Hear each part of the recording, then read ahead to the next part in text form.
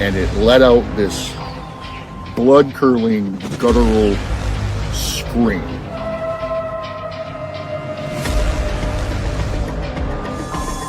On the side of the road, he sees a deer carcass and something eating on it, which he thought was a bear. And as the lights hit it, it stood up. And, like, this gives me chills talking about it. He said it stood up and it had the face of a man.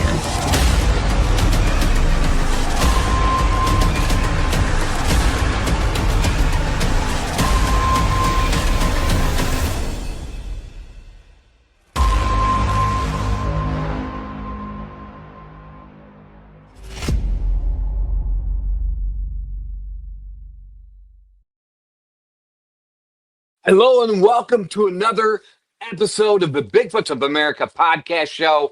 This is episode 20 with Ernie Davieau. Now let's talk about Ernie a little bit. Ernie, right off the bat, I knew was a veteran. Now, as everybody knows, if you know me, I've really only been digging into this subject probably for the last 3 years. Prior to that, it was just kind of an entertainment thing.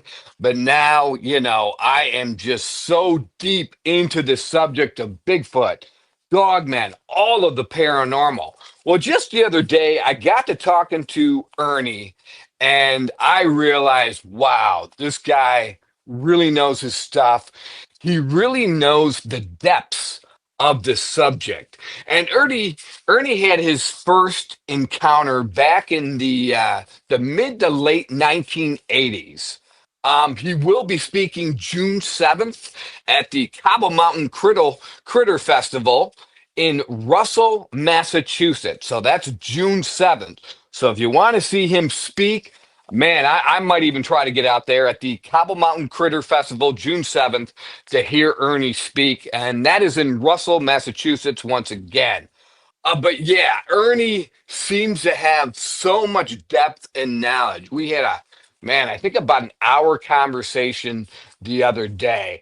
And I knew he was a guy I wanted to know long term because he saw Sasquatch as more than just Gigantopithecus, and he's not afraid to talk about it. So right now, let's go ahead and bring Ernie into the studio.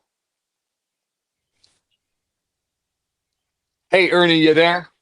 Yeah, I sure am. Good to see you. Hey, oh man, good to see you too. We had such a great conversation the other day. Like I was just saying in the intro, yeah, you're probably a guy who's going to be stuck with me. I'll be texting you, asking you It's all questions right. as I get more familiar with this whole subject, you know? Mhm. Yeah. So we're going to dive right into it. Time for me to shut up and time to let you speak. So go ahead. Tell us how you got started. Just tell us how it all unfolded for you.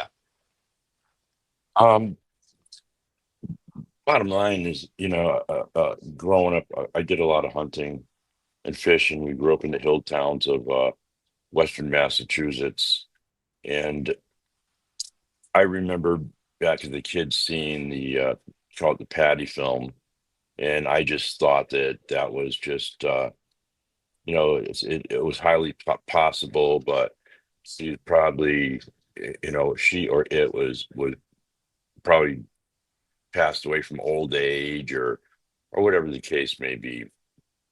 And so I kind of washed it off. But it's my generation, it's every kid's dream to catch the biggest fish, catch the biggest deer, or whatever it is you're doing out there.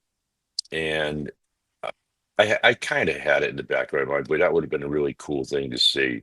But years later, it's you kind of give up that little bit of a dream on something like that. It's like a dinosaur or something. We'll just call it a fantasy.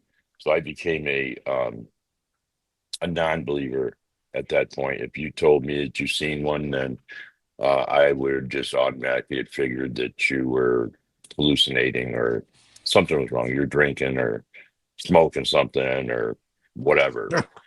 But in hindsight, looking back, after this encounter that I had, I was I wasn't in search of information on them at first. Okay. I was in search of information about me. Why did it happen to me? What were the possibilities there? And are there any other people out there like this? Your viewers will get this in a minute, because your average encounter only lasts between 5 and 11 seconds. So right off the bat, I'm well over that, and that comes into play when you're dealing with descriptions. The longer you have with something, the better your description of it is going to be. And then understanding the different psychological things that can possibly happen. I wound up, well, growing up, doing a lot of hunting with my brother too. When I wasn't with my brother, I was hunting with myself, or even fishing with myself. And that's what transpired that day. Again, I go back and say hindsight. Um, I've seen on hunting trips with my brother and my great uncle, we call it the hunting party, and my father, seeing tracks in the snow, just the two of us, my brother and I, and them checking it out. And this is just a for instance for everybody out there, and them telling us that we had to leave the area. They never told us why or anything like that. We had to leave the area.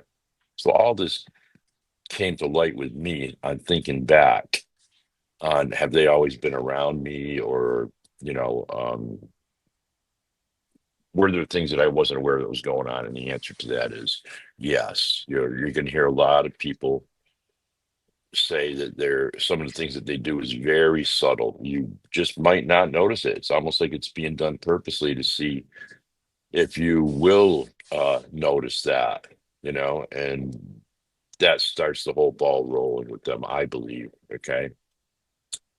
But the encounter in itself, if you want me to jump right into that, Brian? Yeah, that'd be great, man. Like to Yeah, hear from that first initial encounter and then, yeah, take it from there. sure. The encounter actually, it's where you heard Brian a little while ago speak about where the Cowboy Mountain Critter Festival is going to be happening at the Moses Reservation, is 2 miles from where I had my encounter. It's a pretty vast area in Western Massachusetts, but that morning I had chosen to hunt the Drake Mountain side, the Granville side of the Cobble Mountain Reservoir. Okay, and that mountain right there is called Drake Mountain. I chose to go in a certain way because I used a lot of topographical maps when I was out there, uh, um, getting information on the deer that I was going to be hunting, where they were feeding, where their runs were, if they were active on the runs, if I had scrapes in the area, mark them on the topo. If I had rubs in the area, mark them on the topo, things like that. So I knew that they were going to be uh, basically on the side that I was going to be entering on, but they weren't going to be able to smell me because the wind actually that morning was blowing over the top down towards the Granville Reservoir, so it would be covering my scent. It was kind of cold out. If you don't know the temperature outside, and of course you folks all being from Michigan and stuff, you understand it. If you walk out your door and you go, you breathe out a little bit, and instantly you have your breath goes out like 2-3 feet. You know that it's probably below zero. If it doesn't go out that far, you can actually measure it and figure it out that it's probably around 32, something like that, 31, 32 degrees. That's what it was that morning. And it was the last days of the shotgun season in Massachusetts for deer. And that would be in December, first week of December. So for those out there that hunt, yes, indeed, we in state of Massachusetts, you cannot use a rifle. You have to use a shotgun or a primitive weapon like a bow and arrow or a black powder. Now I guess they get to use crossbows. So, but I had gained access to on the Granville Reservoir side. I parked on near the entrance of the Cobble Mountain Reservoir. I walked across and proceeded up through a closed gate and down an access road, probably I think it was about almost a mile past what we used to call Indian Rock. It was a big boulder that people painted. Somebody painted. I don't know who. As you approached it, it would be it would look like one Indian painting on it, the face, and then as you got in front of it, it looked like a completely different Indian face. And as you got by it, it looked like another Indian face. Right after that, on the left-hand side was my access trail going up the side of Drake Mountain, and it went up to the left. So you went up that access road probably about maybe a couple hundred yards, and then it would loop over to the left. Now that path there is actually what's known as Uncomit's Path. That was an Indian that used to bring up the tax collectors from the colonial villages in Connecticut and up through the mountains and out towards Pittsfield, places like that. But I knew from my topos that the deer were going to most likely be bedded down about 3/4 of the way up. There was three boulders up there, huge boulders. And in between them, you could actually set up a little campsite in between them. And that's where I seen that they had bedded down. I had seen signs that they were there and they frequented that little spot there. So I proceeded to try to be as quiet as I could and get up to those boulders. Like I said, because of the air temperatures out there that morning, there was a little bit of frost on the ground, but it's a rocky path in that section. So it's like a sandstone almost. So it wasn't slippery or anything. I needed to stay off the leaves because the leaves were crunchy. And I also knew that if I did have to walk on the leaves, that I call it two-step, and you should be walking like this anyways if you're going to stalk deer. You go toe heel. If you want to roll off of your heel, you're going to be putting all of your weight down first, and you're probably going to not feel it, and you're gonna start cracking twigs and things like that. By putting down your toe first, you can feel anything underneath your foot, and you can ease down the back of your foot. So I had gotten up to right up to those boulders, probably, I don't know, maybe 40 yards or so, but it was on the side of the hill. I needed to close in a little bit and sneak in there, and I jumped the deer. I could hear them get up, and they started to go directly away from me, across the top of that ridge. Now that road that I was on there, it hooked back to the right, and it paralleled the top of that ridge. That road also went straight over the top down the other side to a farm over there where they had apple orchards. That's why it was so good to hunt in there. I had beech nuts. I had everything you can imagine in there, and also including the access in there. You could only access it basically from two directions. One side was just too steep. Hunters didn't like going in there for that reason too. If they hunted there, they were hunting down towards the apple orchards and around the bottoms near the reservoirs and things like that. So if anything escaped out of those areas, that's where it would go to the top of the Drake Mountain there. I proceeded to try to stalk these deer because I knew I had lost my chance of jumping them in there and getting a shot off, and I really needed to get what I call a harvest. And I know that some people they're a little hurt over it. They want us to say that we're going in there to kill a deer. Well, it's a harvest, in Native American traditions. That is the way that we look at it, and it's just plain simple. That's the way it's done. Anyways, as I was trying to get out in front of them because I wanted to set up an ambush point, probably, let me see, several hundred yards away from where I originally jumped them off. And there was that road where I just said it went straight. It dog-legged it several hundred yards up in front of me, back over to the right, and went down the side of Drake Mountain on the opposite side.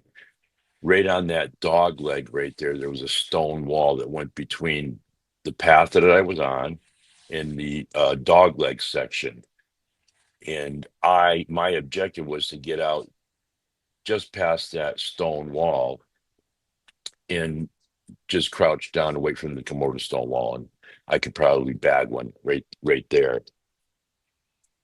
While I was trying to get out in front of them, I could hear them paralleling that road. Just on they couldn't see me, I couldn't see them, but I could hear them.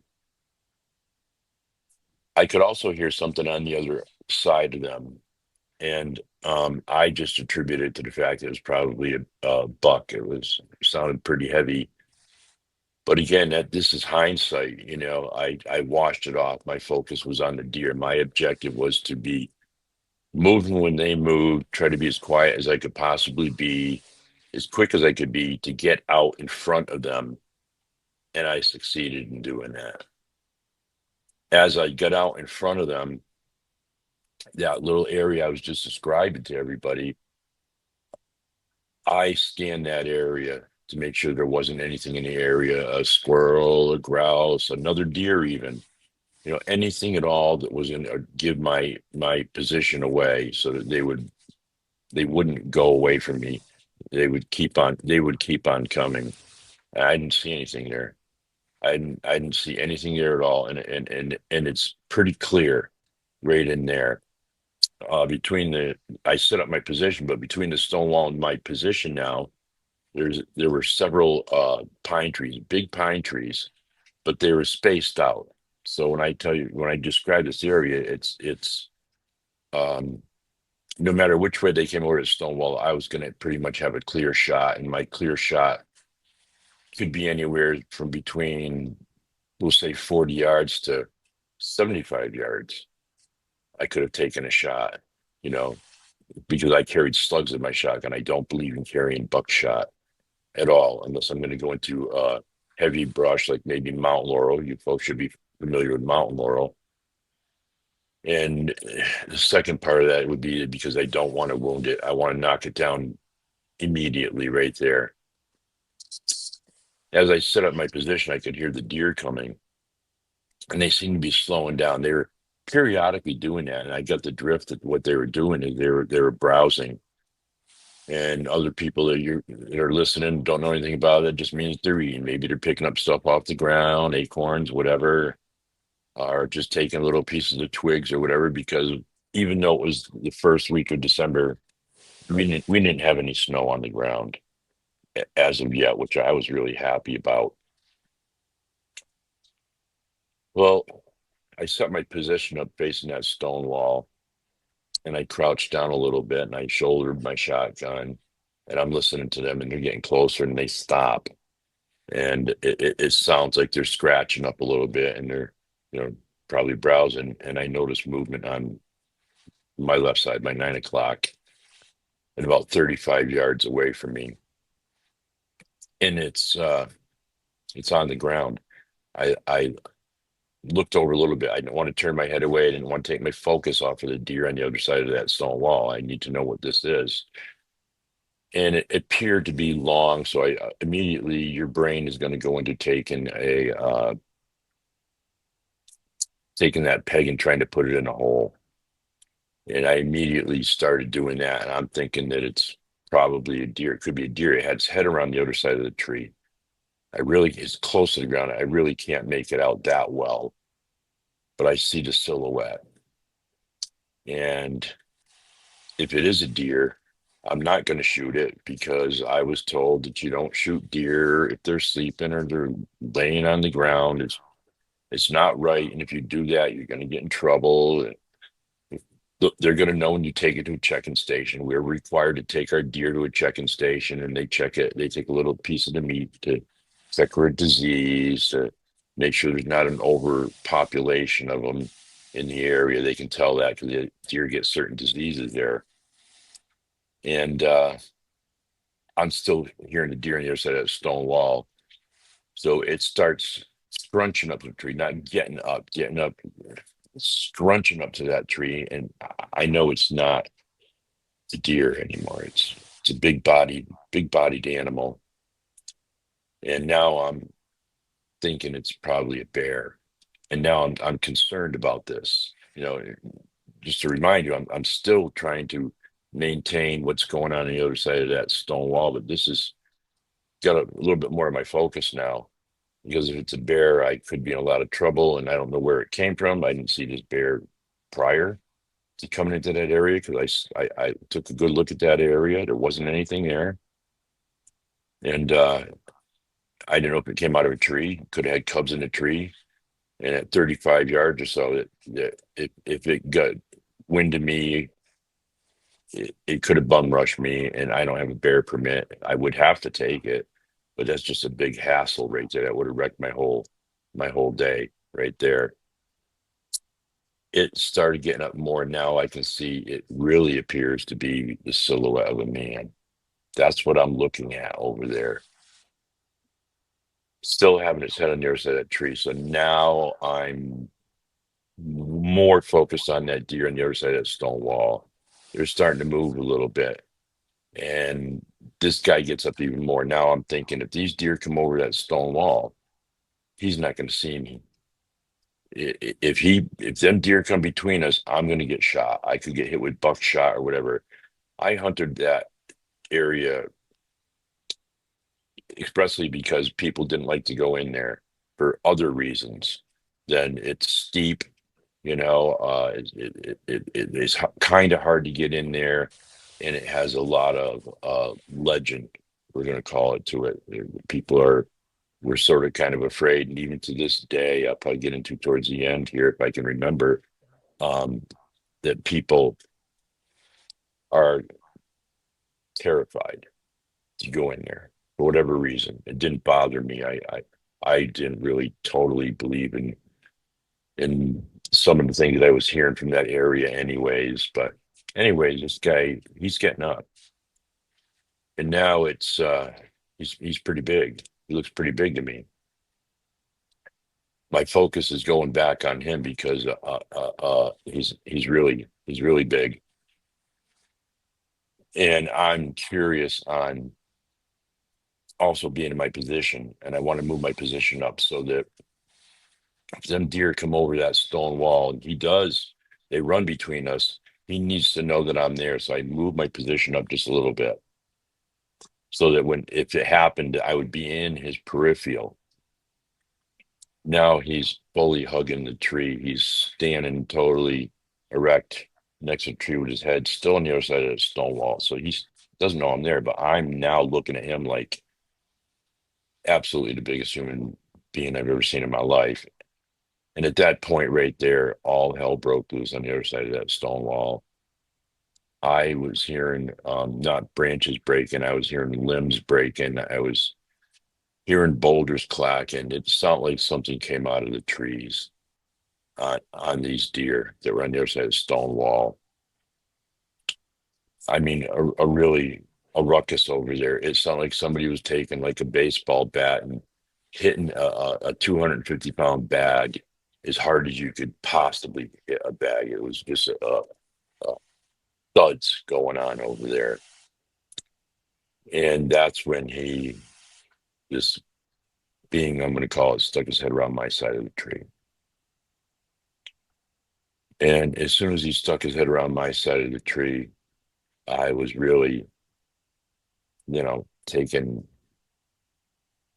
say I was taken aback by the fact this doesn't look right to me at all. This is not a man. And people will say, well, what, didn't you know that because he wasn't wearing orange? Well, good news for you.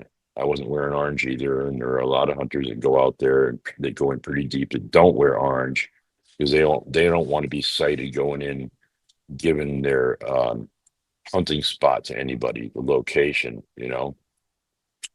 But he decided, he stuck his head around my side of the tree, and I knew that something was really wrong right there. This was not a human being. This was a Sasquatch. That was the only word I had for it, and it picked me up in his peripheral. and looked at me and looked back over that stone wall and snapped his head back at me. It it had the look of amazement on its face, like it couldn't believe that I was standing there. Of course, I couldn't believe that this was even possible. This was standing in front of me. I knew for sure what it was. It was, I could make it out. I could make the hair out on him. It looked like at that distance, it looked like his hair was black. But you'll find out in a minute that it wasn't black. He decided after he snapped his head back at me because he was surprised. He had the look of surprise on his face. You know, you get that with the eyes pop open a little bit, like wow. And he decided what he was going to do is fully come around that side of the tree. So he swung that right leg out a little bit further, and then he brought that left leg around, still holding on to the tree with his left arm, and he broadsided me. He faced me. He's looking directly at me. I've now got my shotgun, my 12 gauge, pointed right at his chest. I don't know what's going to go on here. I don't have any experience in this whatsoever. I know this is real, what's going on. And he put his hands up. You know, I'm just thinking to myself, you know, I'm seeing a Sasquatch, and I know that I could probably just go down to the bar. He's going to take off any second, and I could go to the bar and get myself a drink. Hey, I seen a Sasquatch. You know, pretty cool. But when he faced off on me, he put both his hands out in front of him, about elbows in, halfway between his chest and his waist, evenly spaced apart, palms facing me, fingers closed, facing the sky. So I could see his palm, just like that, you know, and pumped him twice. And looked at me like, do you understand? Like an adult would look at a child to see if they understand what's going on. And I can't even tell you what was running pretty much through my head.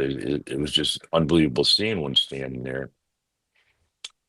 So I start taking into everything that I can take in right there. I still don't know what's going to go on, but he does that gesture and looking at me like that, and he proceeds to start to walk towards me. Now I'm seriously thinking I need to do a wellness check on myself. I need to do a body check. Is this possible? So I breathed out again during this, and I could see that my breath was traveling back over my shoulder. So I knew it was, you know, which direction the wind was. He couldn't smell me, obviously, from where he was to start off with. I remember looking at my wristwatch to see the time, but I don't remember today what time it was. I knew it was about 10 minutes to 11 minutes after the hour. I remember a plane flying over me. It was going to Bradley International Airport, so that'll give away my location a little bit more. I was actually on the flight line there, pretty far from Bradley, but you know, on the flight line headed towards Bradley International Airport. I remember looking at the compass. It was a hand-me-down compass, and there was a compass on the shotgun, which is, I don't think that would work anyways. It's a steel gun, so you know it was just to make the gun look good. It was a Remington 12 gauge with a Browning barrel, a rare gun. Still have it to this day, but it proceeded to walk towards me some more. And as he got closer to me, it took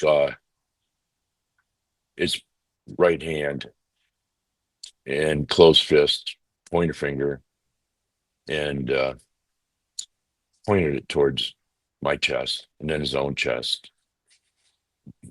Now, the first hand signals that it made were when it put its hands up like that and pumped them twice. I took that to mean, you know, hold on a second, take it easy.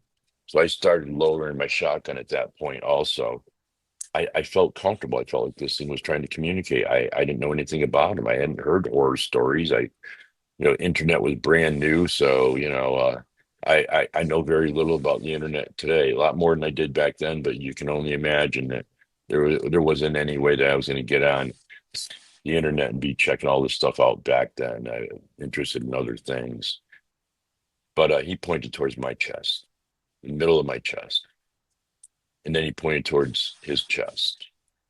And checking all that stuff out, I took that to mean that we were equal, we were brothers. I've heard people say, and I've heard some Native Americans say who know sign language, that it means that he was recognizing me as a master of the woods with himself. You wouldn't walk into some place like a bar that's known for a lot of fights and seek out the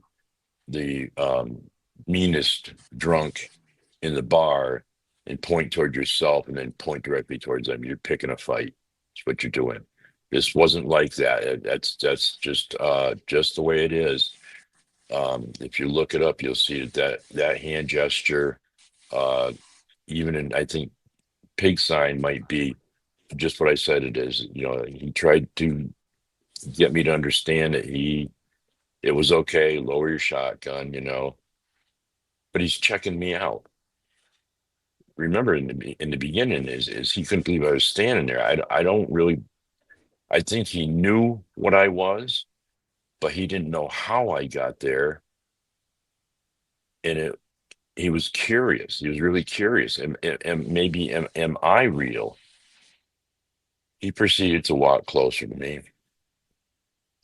And again, he takes his hands about the same width apart as he first did from his first signs that it did to me. Elbows in at the waist, uh, arms out, palms down, same width apart, fingers together, palms down. And he's looking at me, and then he turns his palms up. I'm thinking that this is, at some point, I am going to have to parlay. I'm getting the funny feeling I'm going to have to parlay some of this sign back to him, that he's going to test me, or he's going to want to see me do something, So I'm sucking it in. I took that to mean, under the circumstances, that he had no food and he was hunting for food. Again, to everybody listening out there, think about it. Obviously there was something on the other side of that stone wall in the trees or whatever the case may be. It was a royal battle. It was an ambush. They were hunting the same deer as me. He was set up on a pinch point, that if anything came over that stone wall, he was going to go after it. If you even check out how wolves hunt, you'll find out that's exactly what they do. Is if the rest of the pack chasing deer or moose or whatever they're doing, they try to run it down. If they get tired from running after it, they're running it by other wolves that are from their pack so that they can pick up the chase fresh. So they're fresh going after it. It's like having a fresh horse every 200 yards in the Kentucky Derby. That would be awesome if everybody had to do something like that. But Right. he he moved closer to me, and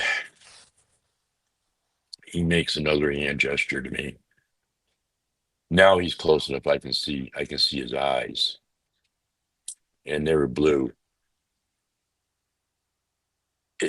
I'm thinking is, who could I? This is just totally this is just out of the. This is just going on and on for me, and I'm trying to get all this information and remain calm. I'm still not completely convinced that things are going to be okay. And I've got my shotgun. I'm just going to say it's inaccessible at this point. At the distance he is from me, well, he's huge. He's huge.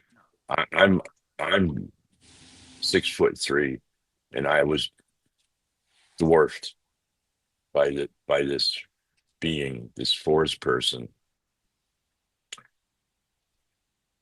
Well, he gives me a hand signal again with the right hand and the pointer finger. He points over my left shoulder, then over my right shoulder. I'm taking that to mean he wanted to know where I came from. Some people say, well, he wanted you to get out of there. If he wanted me to get out of there, he would have bum rushed me from the word get go. He would have tried to communicate back to his clan or family on the other side of that stone wall. But that's not what he was doing. So I took it to mean, where did you come from? Because I'm trying to understand as much as I can about the sign language. I know that I'm going to have to do something myself here. He walks closer and he looks at me. I mean, when I'm taking information, I'm looking at the hair on him too. I'm looking at his forearms.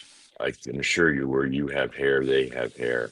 Where you don't have hair, they don't have hair. Where your hair is sparse, like if you look at your forearms, you don't have longer hair on your forearms than you do on the tops of your forearms. On the bottoms of your forearms, there's less hair. It's not as long. And the same in the chest area. His face was a cross between a Neanderthal, Native American, and African American, and it looked like maybe he got in a little boxing match, so he might have gotten his nose pushed in a little bit. His skin color was like deep dark. It appeared to be deep dark brown, like you could almost, like ashy. It would flip back and forth. I looked at it like it would be like almost like Jamaican. Some people appear to be black, but they're not. It's just dark brown. That was his skin tone. His hair on his face came up to, you could see where it came up to, right below the cheekbones there, just like ours.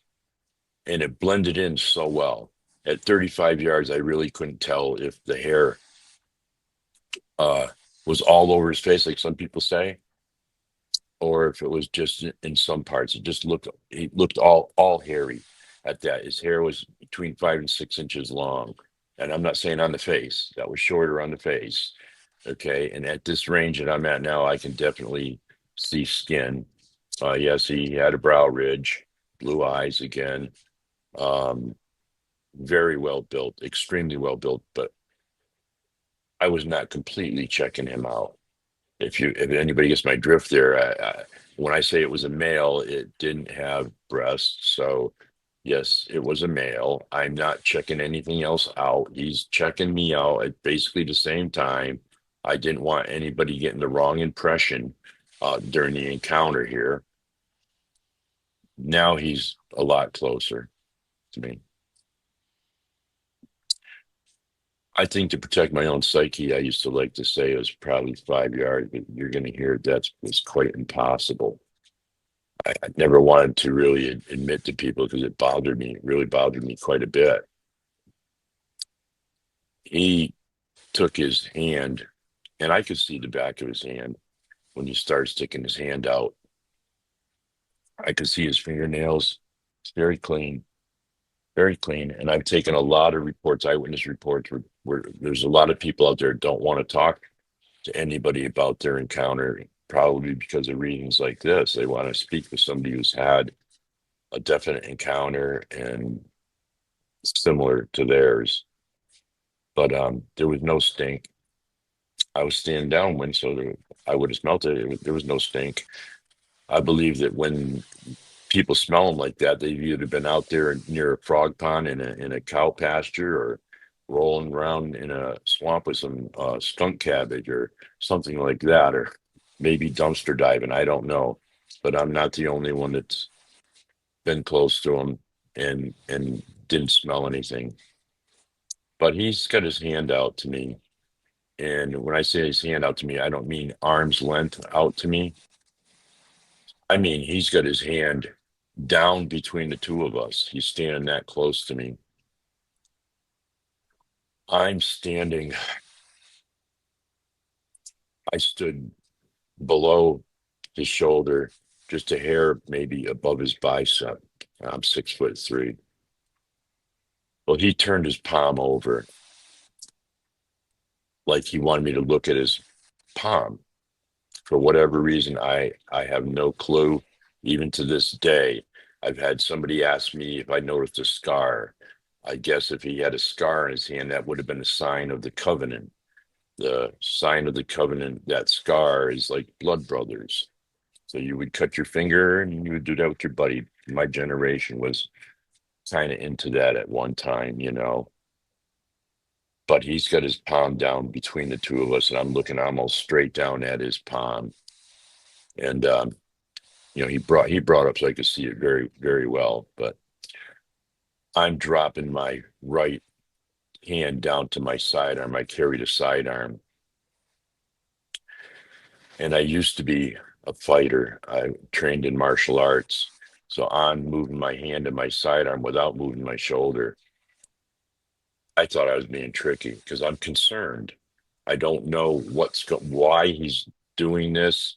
You know, if something goes bad, then my thought was I'd be able to pull that sidearm and I'd be able to put it up underneath his neck, reach up underneath his neck and let one go right there.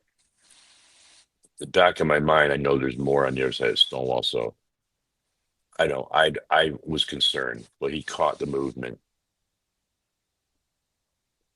and he wasn't happy about that.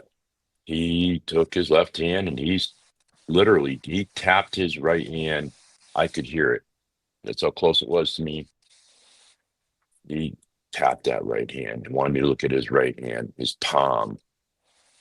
So I started looking at his palm and it looked identical to our palms, identical to it, except for one thing. There was no lifeline. And talked to people about that. And they said, well, there are people that are born and they don't have a lifeline. I don't know why he didn't have a lifeline. I don't know why he was showing me his palm. I don't remember seeing a scar, so I can't claim that there was one or there wasn't one. Either way, I took advantage of this. I figured that the ball was in my side of the field now, and I needed to respond to some of this stuff here. And I chose to give him the hand signal, you know, that we were brothers or whatever. And then that I didn't have any food. I did not ask him for food. I did not flip my hands over. I didn't have any food. And then I threw the hand signal at him pointing up over his shoulders, and you know, basically like, where did you come from? And that's when he looked at me, and I guess that was the cue right there. That was gonna be pretty much the end of it. So I thought from the look on his face, and he turned just a little bit and looked over that stone wall. Now, when he was next to that tree, I actually found a piece of moss on that tree, and that was the only thing I could find. I looked for a twig or anything else to measure his height. Should I be able to go over there and check up on his height, because he was big. So he looked over that stone wall and he brought both hands up to his mouth like a megaphone that you would do if you're yelling to people at a distance. And he whooped 3 times, about a second and a half in between each whoop. And he looked back at me and he kind of bowed his head. You know, that kind of blew me away. Is like he looking at me out of respect, you know. So I guess that would have been that hand signal there, that we were equal, and you know, we're like blood brothers or whatever, masters of the woods. Even though I don't look at myself as being a master of the woods, these things definitely are. And then he looked back over that stone wall and he whistled, and that's the exact whistle that we would use in our hunting party to locate the other people in our hunting party. If we thought we had some track or anything, good sign or anything, we would give a little whistle to the other guys, so they would either have a heads up or they would close in, so we could bring the party in to start doing track, you know, stalking from that point on. Well, he did that whistle, and that was like a come here, like a kind of whistle. I don't know if you all can hear that. And he gave a hand gesture with his right arm, and he kind of threw his hand, that way back towards where he originally came from. And then he looked back at me and bowed his head a little bit one more time. I felt like it was out of respect. He proceeded to go back towards that tree and probably stopped at, I'm figuring like around 55, 60-yard mark out there, and turned back to face me. When he went out there, he wasn't running, he wasn't speed walking. He was just so fluid in his movements on walking out there, just so gracefully smooth on it. And he wasn't rushing it either. But he got out there and he basically kind of faced towards me again. And I knew what was going on. When he threw that hand signal up, and this solidified it with me, as he was signaling at least one on their side of the stone wall that he wanted them to go over to his position. And that's when I heard kind of all heck break loose on the other side of the stone wall again. It had calmed down. It had calmed down at that time, but it was something coming through the saplings. They were beech nut saplings. And this thing was like, it was like tearing the brush line down, those saplings down. It was just pouring it on. And I couldn't see it, but I knew that it had to cross that dog leg path, and then Drake Brook was on the other side of it, and it would have to cross that Drake Brook area right there. And just as it started to cross that path, I picked up the color of it. It was cinnamon colored, and it was another one of them, and it was headed directly towards him. It came over that path. It jumped Drake Brook, and I'm talking, this thing was elbows and heels. It was faster than a deer. I've shot deer on the run. To give people an exact idea of how fast they can run, we do have eyewitness encounters where it ran next to vehicles.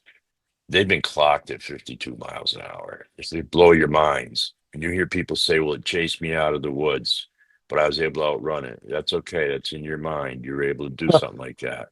For sure. There's a lot of things that happen when things like this happen to you. One of them is uncanny valley. Your mind cannot accept anything that looks like a human being, like with a human face on it. It can't do it. It's there to protect you. You have fight or flight that goes on. Again, that can affect you and uncanny valley. I was fortunate that I was able to utilize fight or flight. I wasn't going to run. This thing, I was a fighter. This thing, I knew it was a lot bigger than me, that it was very easy, that it probably could outrun me, even before I seen this other one. I didn't stand a chance. When I say this thing was massively built, I think this thing was ripped. This thing was bigger than, I've been next to some big people. This thing was bigger than anybody I've ever seen in my life. Well, this other one, this cinnamon colored one, it ran over to that big one there. It was dark brown. And I was able to pick up when he was close to me too, like when the sunlight would glint off his hairs in his arm. It looked like down towards the root, I could pick up a little glint of like red or whatever. So I knew it was really brown. You could kind of pick that out. But it got over there and they started doing this chattering. I had never heard the Sierra sound or anything about Ron Moore. I didn't know any of this stuff. And I'm like, man, I got the drift that the big one was possibly talking about me. And then he pointed directly at me, like he ratted me out, like where I was. And that smaller one had to bend down a little bit and look underneath this branch that came out off of this sapling. And it looked at me, looked back at him, and did a double take, did the same exact thing. Like, where did I come from? that that right there, that those sounds that they were making right there, I can assure you, that is the Sierra. That was the Sierra hounds, the Sierra sounds. When I finally heard those Sierra sounds, I just about jumped out of my chair. I wish I had Ron Moorhead's phone number because I never heard him say he's seen them up until this point here. I mean, we're talking roughly almost 37, 38 years ago, right? Mm-hmm. Um, Nobody has ever seen him whistle. Y'all think they can, but I mean, if you take somebody that has never seen a dog and they hear meowing going on, and then you see the dog running away, that's what you think made the meow sound, even though you may find out that it might be a dog later on. Okay. So you don't know. You people back then didn't even know that it was them whooping. You heard a whoop, you just figured nobody can say that it was an elk or whatever it was, but you don't know. You didn't see him. This is research.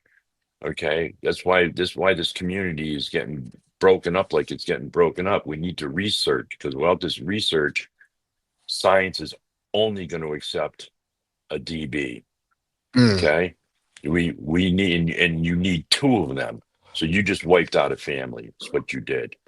Okay, Wow. that's why when you research, you need to write everything down. My background is in obtaining information and watching for detail and stuff. Well, I've had people tell me their rendition of what was going on between the two of them.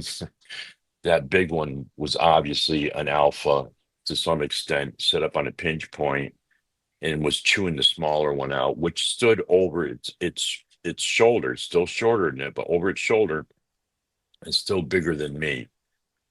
And probably saying to it, "Where did you come from? Where did that guy come from? You let him get through.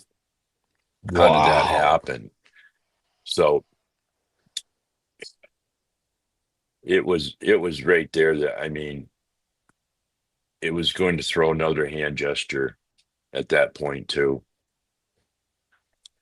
And it took its pointer finger, basically the same move that it did to me. Uh, there's a second move in there where it pointed towards my chest, and it pointed to that littler one and basically told it to do like a flanking maneuver to go around to my right hand side, and then pointed to its own chest that it was going to go to my left hand side. Now, I don't know if that was just for me. I mean, obviously, it could have told that one that, you know, it didn't need to be using hand sign, but use the hand sign. So I figured that was it being nice to me and just out of respect saying what it was going to do. I knew that at that point what I needed to do is I needed to get over to the tree. I needed to measure off on that tree how big it was. So I got over to that tree. I stood up against the tree. I put my hand on top of my head. I stood back just a tiny little bit. And I measured up from there to that piece of moss that I had seen when I was standing next to the tree. It was 7 foot 8 inches. That's what I measured off. Up until I don't know, maybe even 10 years, 7 to 10 years ago, people were saying, they're 15 feet tall, they're 20 feet tall, they're 25. Maybe where the snow gets a lot deeper. Could very well be. My question to you all is, how'd you measure that?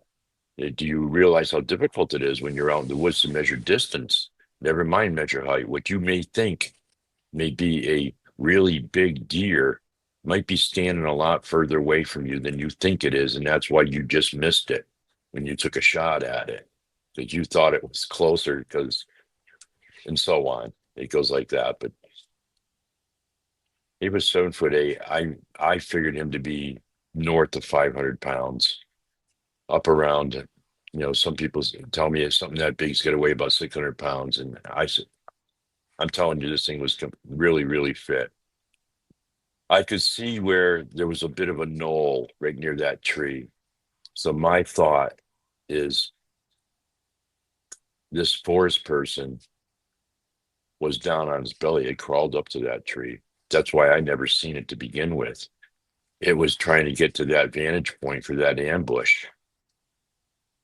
But I could see where it had gone through like an area that was like a ferny area right there, where it had pressed down some of the foliage right there. It looked like maybe, in the spring thaws and everything, that you would have a vernal pool right there because it was pretty close to Drake Brook, above Drake Brook, but still, obviously there's water that comes out of the ground there.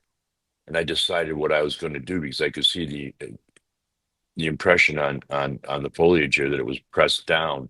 I couldn't see a footprint, so I decided I was going to try to match that to correlate it with the height on the tree, so that I could give this information to people in the future, hopefully.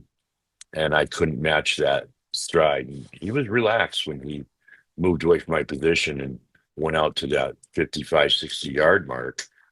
So I decided to get back just a tiny bit, like maybe a footstep and a half back there, and try to jump again the best I could. I still felt short. So I got back to just a couple feet and took a tiny running start and tried to jump into it. And I still couldn't. I still fell short. So I know that its stride was the same as its pretty much its height at that point. It was pretty remarkable. But I Wow. left. I left after that right there. I never did see them. People asked me if why didn't I get on the ground to look for a track? Well, they were doing a flanking maneuver on me. I'm not laying down on the ground. I want to be able to utilize anything in case something really does happen. Like I said, I was still concerned. There was, I didn't go over to the other side of the stone wall to check it out. That was their deer. I know they got a deer. I did never seen anything come over stone wall. I never seen anything go left or right. It's the ruckus stopped over there. I doubt they were playing over there. They definitely got their deer.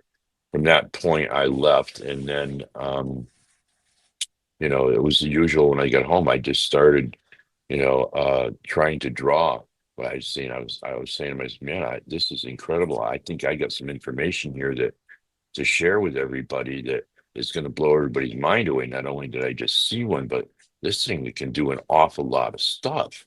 It did an awful lot of stuff. They can communicate, and we hear that. And it's been over 50 years since the Patty film and everything, and everybody's stuck on footprints, and now they're beating on the sides of trees, not even knowing.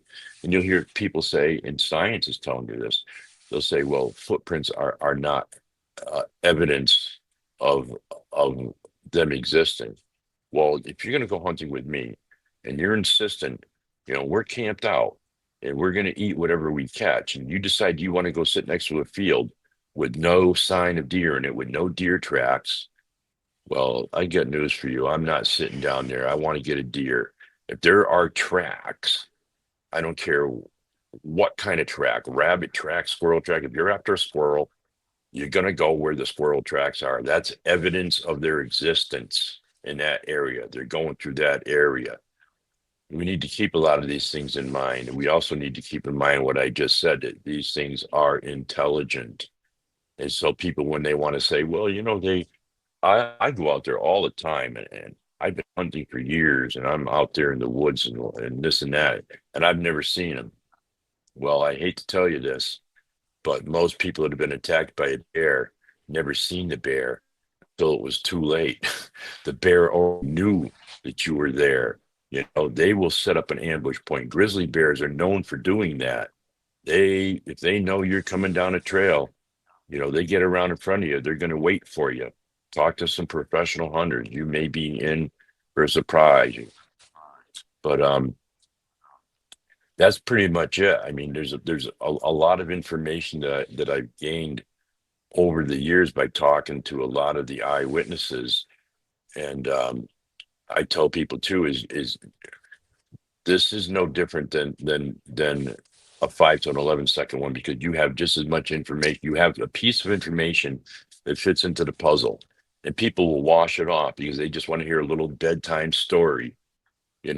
This is research. Listen to what everybody's saying. I picked up little things like it put its hand up towards me while I was driving my car slowly, like it wanted me to stop. That's a hand signal. It put up the same hand signals that I just, are one of them anyways, that I just described to everybody, is to just to hold on, don't shoot or whatever the case may be. You just keep your ears open. Uh, I understand that, everybody wants to call themselves researchers when they're out there, when in all actuality is they want to have an experience. My my thought on that is that's fantastic. But what do you plan on doing with it now? What did Jane Goodall do?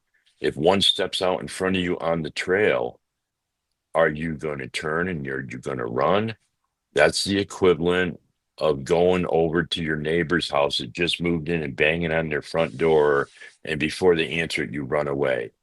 Okay. You're not going to make communication with that individual. You want to, don't run away. Try to use some of the hand signals, let it know. If you look like, if you are really, really horribly disfigured, okay, do you think that a child would be afraid of you, or they would be okay with you? They would Mm. probably be afraid of you. And these things are that intelligent. They know that they're scary looking. They also don't want anything to do with us anyways, because we are not trustworthy. No matter how much we might want to sit there and say, yeah, we can be trusted, we're honorable or whatever. No, we're not. We are warlike. We will turn in people left and right. When we don't like somebody, we don't like them. Okay. Mm. Um, there was a time that they used to trade with Native Americans, and that trade was broke off, and it just happens to be, and I don't mean just trade. I mean they actually worked with some Native Americans. That was broken off, and it just happens to be around the time periods of the uh, Indian Wars and uh, the Revolution, things like that. I believe that they've witnessed all of that. They're very very spiritual. Are there bad ones out there? Absolutely, just like we are. There are bad ones out there. Um, do we know why maybe our neighbor is a grumpy old man or a grumpy old woman? We don't know. We won't know unless we go over and sit down with him and start talking to him. Mm. We may find out that maybe they're in a lot of pain. Could this be part of it? Why they bum rush people? Could it be because they're protecting their family, or maybe they're protecting one of the children, or maybe a food source, or maybe it's the breeding season? We don't know that, but believe this: you're not going to get it with a DB. You're not going to know. Do they do telepathy, mental telepathy with people? You're not going to get that information out of something that can't communicate with you. You're going to need to sit down and try to communicate. Jane Goodall, she had, she has more brass than most men out there. Men will brag, well, I wouldn't run away. I wouldn't do this. I wouldn't do that. I can assure you right now that when I go to this place in June, that area is steep in legend. And there's a couple of people that I've been in contact with that want to go in there, and I am going to lead them in there. But there's other parts of it that that some other people want to camp out in, and they've already went up there. They want nothing to do with it. It's the same old, same old. I could go on with a few stories. It's just, if you can imagine the Pacific Northwest, the canopies in the forest, how dense it gets, dark even on a sunny day. That's like that up there. It's what we used to call old woods. Like you'd walk in there and be like medieval, and there you would expect like a dragon to pop out or whatever. So I mean, fortunately or unfortunately for me, this came forward, and people said you've been blessed to give this story, to have this encounter, and no, it wasn't. It was actually a curse in a way, but then again, it's a gift, and the gift is this message: is we need to band together to try to pursue the communication. We know that they use glyphs. We found some of these glyphs in other states that these people don't even know each other that are finding these glyphs made the same way. We definitely, in pretty deep into the wilderness, we know it's them. We know they have a language. You're looking at things like Scott Nelson, naval linguist. Um, when he was given that information, his report back was nobody told him that what this was. It made these sounds, the Sierra sounds. His report back was, I don't know what it is, but it has a language, definitely. And look that up for you people. It did very well in high school, in your English class and everything. What denotes a language? What does a language have? Okay. And that's what he found. He found they definitely have a language. The other part of that is we have a language. Some people say, well, dogs have a language. No, they can communicate to some extent. Okay. But they don't have prepositions, verbs, nouns, adjectives. Okay. They don't have those things. They can't tell a funny joke. All right. And then Right. you will hear people say things like, well, I've heard recordings from, we'll say, Ohio, and I've heard this Sierra sounds. Why don't they sound the same? Well, why doesn't a person from Boston sound the same as a person from Georgia? You could have them read the same passage out of a book, and it's not going to sound the same. It's going to sound a little Fantastic. bit different. Or you could have maybe perhaps I'm talking about chocolate chip cookies, and you're talking about chili. Okay. Right. Making a Right. chili recipe. We don't know what they're talking about. We don't know what a lot of the words are. Okay.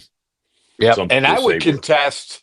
I'm going to interject there. yeah, We've please. only got a couple of minutes left. And Mm, Ernie, I got to have you back because one of the things that stuck out to me, I've told you, I'm going to tell you point blank. I've had the mind speak. And I have to go through my notes again, but you yeah. caused me to remember possibly a secondary mind speak that I had where it had spoken to me that we don't like Bigfoot, basically. We like forest people.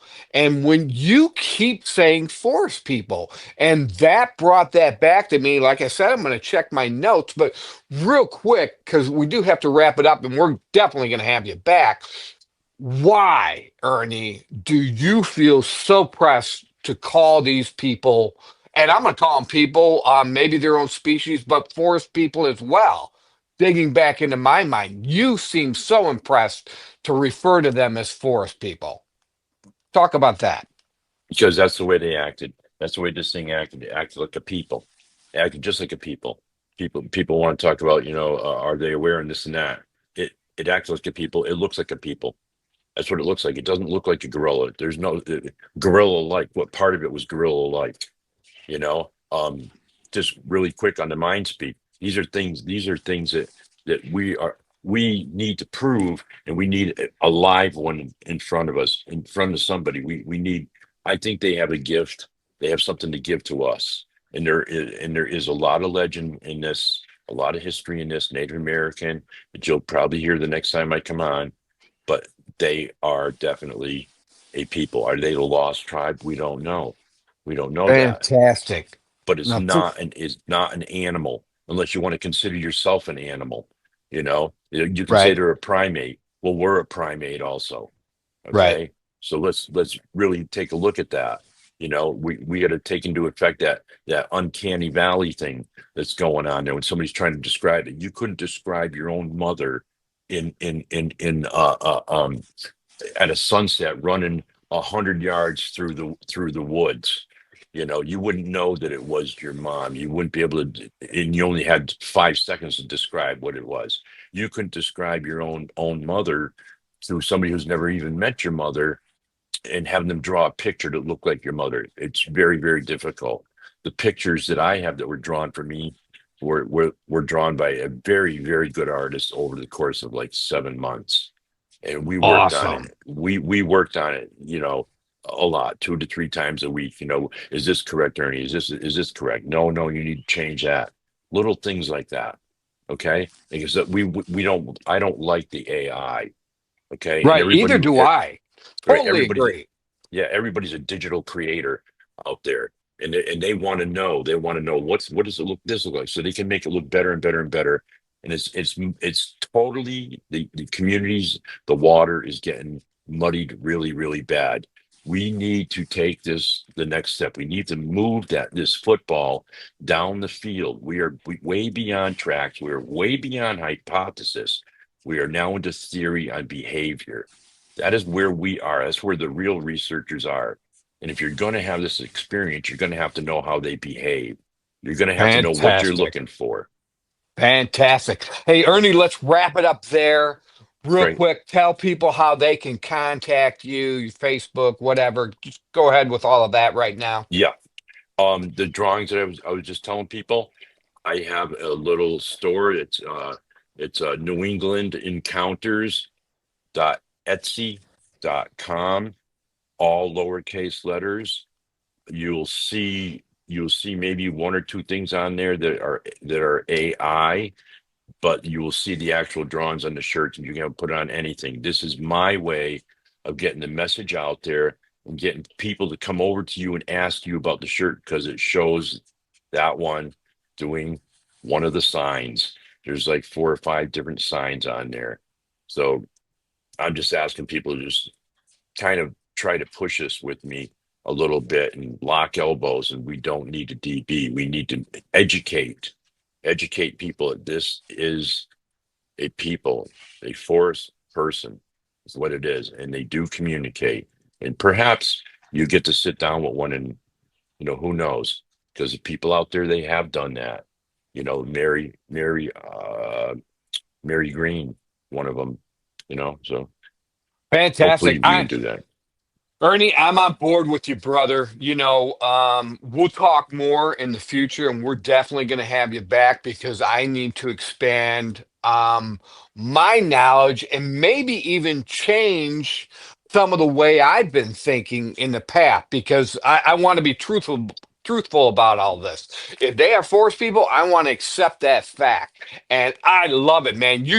I mean, you rang off so many bells in my head, and I think we're going to be long-term friends. So thank you, Yeah. brother, for being a part of my show, the Bigfoots of America podcast show. You are episode 20. Can't wait to get you Thank you. back.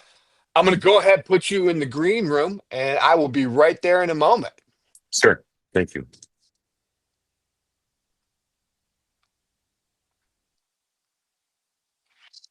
All right, everybody. Ernie Davieau. Wow, what knowledge. Where else can you find another person that has been up close and personal with a Sasquatch?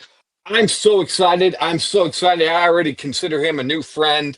And he's going to help me because of the encounters that I have had. And now I do believe, at least for me, because of Ernie, that they were trying to share part of their story with me when they referred to me saying, "Hey, we don't like to be called Bigfoot. We like to be called forest people." I had forgotten about that. They had come to me and said, "Thanks for friendship." And my name is Scout.